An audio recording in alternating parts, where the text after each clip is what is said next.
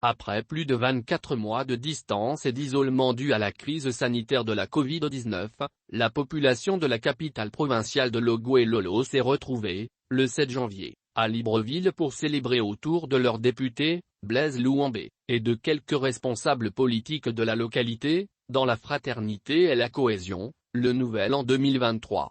Occasion de vœux et d'échanges sur les projets passés et les challenges à venir pour cette province du Sud et la nation entière.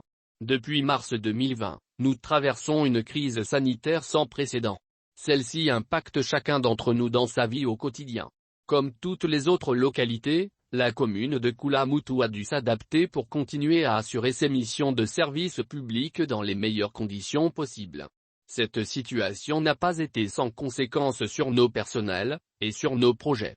Le contexte ne nous permettait pas de vous rencontrer au cours des traditionnelles cérémonies des vœux qui sont des moments privilégiés d'information, mais aussi et surtout des moments de rencontre et d'échange en toute simplicité et convivialité.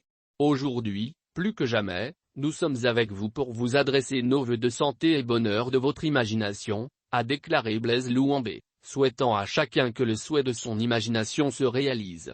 Au cours de ce déjeuner, le député du premier arrondissement de la commune de Koulamoutou a rappelé quelques-unes des actions de sa réalisation dans le domaine du social, entre autres la caravane médicale du SAMU social à Koulamoutou, ayant permis la prise en charge de 2295 personnes, et l'opération de la cataracte avec succès de 14 patients, la donation à titre gracieuse d'un local pour abriter le siège du SAMU social dans sa ville, la distribution de kits scolaires et le soutien scolaire de certains enfants de la circonscription électorale.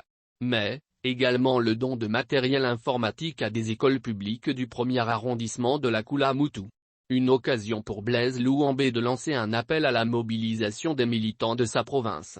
Nous savons que 2023 est une année électorale sur le plan présidentiel, local et législatif. Nos défis sont la mobilisation de nos militants, le renforcement des acquis et le recrutement de nouveaux militants, a-t-il déclaré. Si on reste unis, demain sera forcément meilleur pour nous tous. Faites confiance à vos cadres, a-t-il renchéri. Apprécié et salué par les participants, cette occasion de cohésion et de rencontre n'a pas laissé Léonore Lbaka indifférente. C'était l'occasion pour nous les électeurs de la province de Logo-et-Lolo, plus particulièrement du premier arrondissement de la commune de Koulamoutou, de pouvoir entrer en contact avec celui que nous avons choisi pour nous représenter au sein de l'Assemblée nationale. Il a tenu dans un premier temps à nous souhaiter des vœux de santé, de bonheur et surtout d'union. Ça a été l'occasion pour certains de pouvoir donner leurs avis, leurs impressions quant à la réalisation de ce qui a été fait depuis 2019, a-t-elle confié.